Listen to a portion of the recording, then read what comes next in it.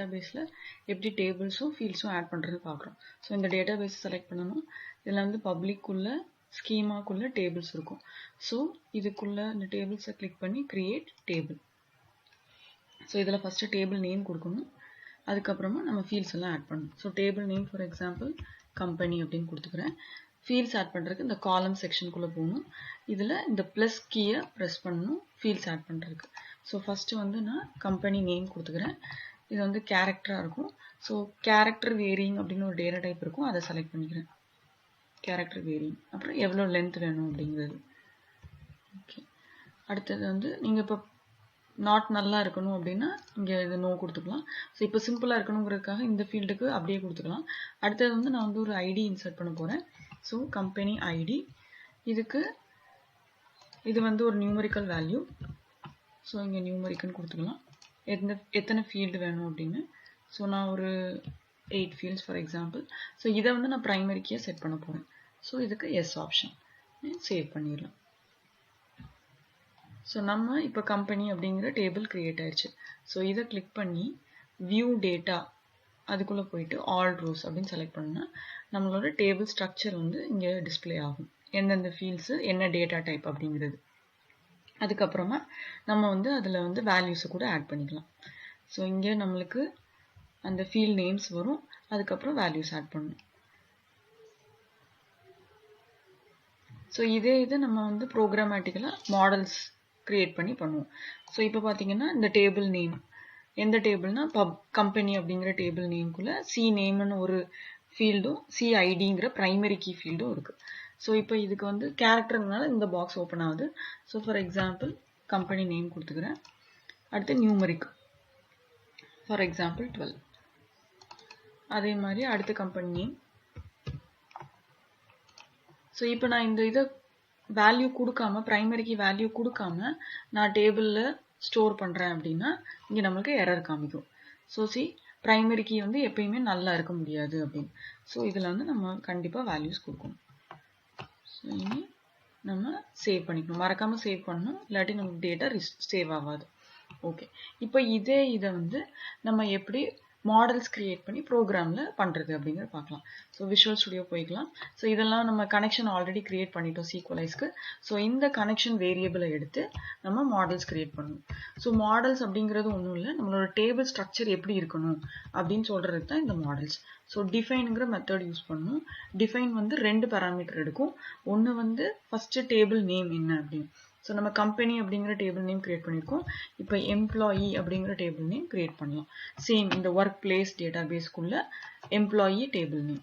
அடுத்தது இதோட மாடல் எப்படி இருக்கணும், என்னென்ன ஃபீல்ட்ஸ் இருக்கணும், என்னென்ன டேட்டா டைப்பில் இருக்கணும் அப்படிங்கிறத பார்க்க போகிறோம். ஸோ ஃபஸ்ட்டு வந்து நான் எம்ப்ளாயி ஐடி கொடுத்துக்கிறேன். ஸோ இது வந்து டைப் வந்து இன்டீஜராக இருக்கணும். ஸோ சீக்வலைஸ். ஸோ இதெல்லாம் ப்ரீடிஃபைன்ட் டேட்டா டைப்ஸ். ஸோ இந்த ஃபார்மேட்டில் தான் கொடுக்கணும், அது கேபிட்டல் லெட்டரில் தான் இருக்கணும். அடுத்தது இதை வந்து நான் ப்ரைமரி கீயாக ஃபிக்ஸ் பண்ணிக்கிறேன். ஸோ ப்ரைமரி கே வந்து கேபிட்டல் லெட்டரில் இருக்கணும் கண்டிப்பாக. இதுக்கு ட்ரூ கொடுத்துக்கணும்.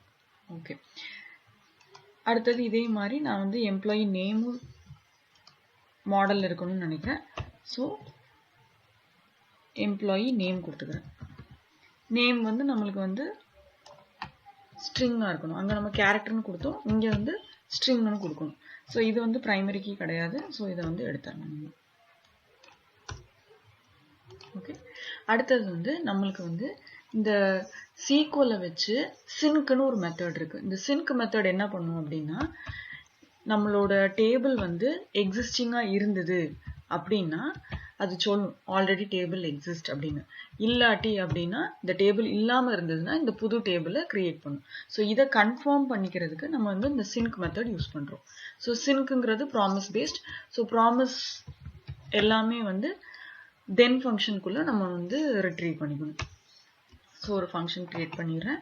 ஸோ இந்த ப்ராமிஸ் வந்து சக்ஸஸ்ஃபுல்லாக ரிசால்வ் ஆச்சு அப்படின்னா தென்னுக்குள்ளே நம்ம என்ன கொடுத்துருக்கோமோ அது வந்து பிரிண்ட் ஆகும். ஸோ நான் ஒரு கான்சோல் லாக் கொடுத்துக்கிறேன்.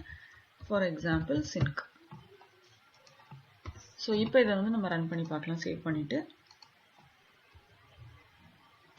நோட்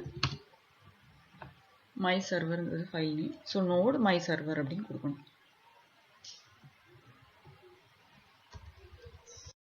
ஸோ நம்ம node my server அப்படின்னு கொடுத்தோன்னே இங்கே பார்த்தீங்களா create table if not exist. So நம்மளுக்கு வந்து Postgres வந்து என்ன பண்ணுது அப்படின்னா இந்த define மெத்தட் மூலியமா எம்ப்ளாயீஸ் இங்கே எம்ப்ளாயி தான் இருக்கு, ஆனால் எம்ப்ளாயீஸ் அப்படிங்கிற டேபிள கிரியேட் பண்ணுது. ஸோ எம்ப்ளாயி ஐடியும் எம்ப்ளாயி நேமும் நம்ம இங்கே கொடுத்துருக்கோம், டிஃபைன் பண்ணியிருக்கோம். ஆனால் கிரியேட்டட் அட் ஸோ எந்த டைம் பீரியட்ல கிரியேட் ஆகுது அப்படிங்கிறதுக்கு ஒரு டைம் ஸ்டாம்பும், அப்டேட்டட் அட் அப்படிங்கிற ஒரு ஃபீல்டு வித் டைம் ஸ்டாம்பும் ரெண்டும் ஆட்டோமேட்டிக்கலாக போஸ்ட்கிரஸே வந்து இன்சர்ட் பண்ணிடும். ஸோ இப்போ இதை வந்து நம்ம பிஜி அட்மின்ல போய் விஷுவலைஸ் பண்ணலாம், என்ன எம்ப்ளாயீஸ் அப்படிங்கிற டேபிள் கிரியேட் ஆயிருக்கா இல்லையா அப்படின்னு. ஸோ நம்ம பிஜி அட்மினுக்கு போகலாம். ஸோ இதில் ரொம்ப முக்கியமான விஷயம் என்னன்னா, நீங்கள் ஃபஸ்ட்டு வந்து ப்ரௌசரை ரிஃப்ரெஷ் பண்ணணும். அப்படின்னா மட்டும்தான் இந்த ப்ரோக்ராம் ரன் பண்ணதுக்கு அப்புறம் நம்ம கிரியேட் பண்ண டேபிள் வந்து விசிபிளாக இருக்கும், இல்லாட்டினா கண்டிப்பாக விசிபிளாக இருக்காது. ஸோ இப்போ நம்ம வந்து நம்மளோட PostgreSQL 13ல ஒர்க் பிளேஸ் அப்படிங்கிற டேட்டாபேஸில் கிரியேட் ஆயிருக்கான்னு பார்க்கணும். ஸோ முன்னாடி கம்பெனி அப்படிங்கிறது நம்ம மேனுவலாக இங்கே பிஜி அட்மின்ல கிரியேட் பண்ணோம், இப்போ எம்ப்ளாயீஸ் அப்படிங்கிற டேபிள் கிரியேட் ஆயிருக்கு.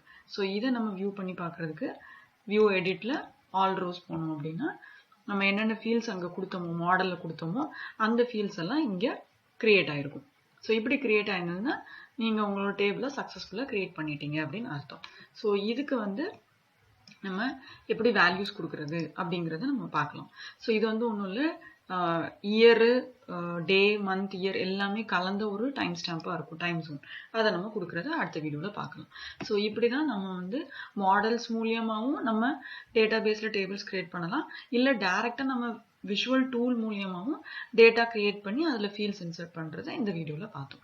ஸோ அடுத்த வீடியோவில் நம்ம எப்படி இந்த ஃபீல்ட்ஸ் இங்கே வேல்யூஸ் கொடுத்ததை வந்து நம்ம எப்படி ஃபெட்ச் பண்ணி நம்ம ப்ரௌசரில் டிஸ்பிளே பண்ணுறோம் அப்படிங்கிறத பார்க்கணும். Thank you friends.